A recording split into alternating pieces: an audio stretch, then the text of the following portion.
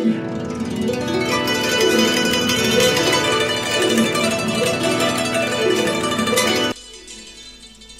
Terracotta Army was discovered in China, in the province of Shaanxi, near the city of Xi'an, southwest of Beijing.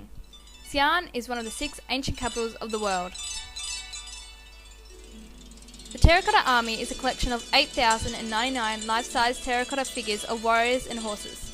After 2,200 years, this massive army was again awoken in the spring of March 74. It was an accidental find, while local peasant farmers were building a water well. Much of what is known about the Terracotta Army in the mausoleum is known through historical records. Queen Shi Huang built the Great Wall, unified China, burned books valued by Confucius, and standardized weights, measures, the written language, and currency. In 246 BC, at the age of just 13, he self-declared himself first sovereign emperor of China. He ordered building to begin on his tomb, the mausoleum, so his grave would be guarded for all eternity by his replica army, the Terracotta Army site. The mausoleum began construction in 246 BC and is believed to have taken 700,000 workers and craftsmen 38 years to complete the building and terracotta warriors. He died at the age of 49 during search of the elixir of life. Legends that have been passed down say that poison arrows and traps were set to prevent looting of the grave, therefore making archaeologists reluctant to start excavating until they are sure they have the right techniques for safety and to also preserve the finds. There are not many well-recognised archaeologists who worked on the site, but one of the most famous archaeologists involved in the excavation of the site is Yuan Songyi. Like all archaeologists who work on the site, Yuan is native Chinese, as international aid was not wanted. Soon after the discovery, archaeologists started work to excavate the site further. One problem with the evidence is that the soldiers were in bad conditions and badly broken. Until this day, work is still being done to reconstruct the site. Evidence shows that reasons for this damage is a rather sizable fire, which burned the wooden structures once housing Terracotta Army. After Qin Shi Huang's death, General Xing Su army looted the tomb and structures holding the army and then setting ablaze a fire which lasted for 3 months.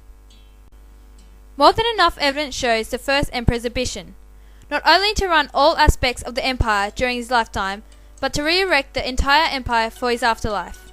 This ancient phenomenon of burying an entire army of individual soldiers underground was unheard of in the world at the time. It gave evidence to the world of Chinese people's rich cultural heritage. Evidence has been found to suggest that foreign workers helped build the Terracotta Army. 500 metres from the mausoleum, the remains of a European man, described as in his late 20s, was found among 121 shattered skeletons in a labourer's tomb. Speculations say that the man could have been China's first foreign worker, though the evidence is unclear whether he was an employee or slave of the emperor.